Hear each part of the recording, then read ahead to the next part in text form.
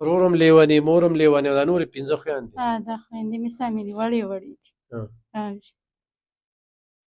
ګرانو کتونکو لبخان شیرپا ویلفیر فاونډیشن په دغه رمضان المبارک کې دغه بېوسه خلکو سره تعاون جاري ساتلي. دا داسې زنانه دلته راځي چې موږ د کلونو نه پېژنو، بس یو رشته جوړه شوې وي چې کله روژه راشي چې الف خان له وضو به سره کوي.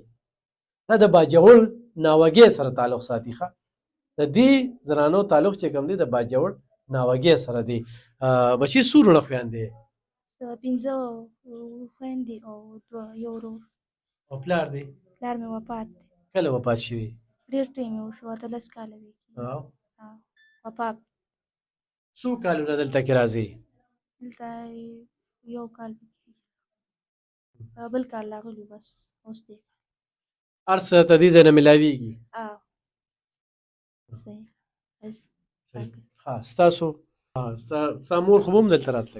واوجه اوس دا 2 کال زه رالم. 15 خویندې مې دي، یو ورور مې دی، هغه هم دماغي حالات خراب دي. اوس مور هم ورپسې لیونی شوه؟ واوجه او په خپله هم د شوګر بیمار یم. واده شوي؟ نه جي نه. په کور یې؟ په کور یم. ورورم لیونی مورم لیونی او دا نورې 5 خویندې؟ دا خویندې مې سمې دي وړې وړې دي. او تاسو زوی د باجوړ یې؟ جی.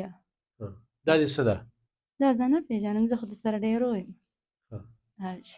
دروغ مه وایه، خیر دی. بهرحال ګرانو کتونکو موږ یې ډېر د نږدې نه پېژنو، غربت را په مخه کړي.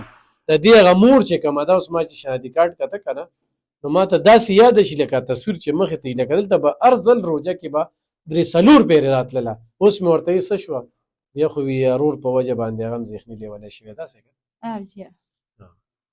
دغه شانتې دا 15 خویندې دلته کې راځي.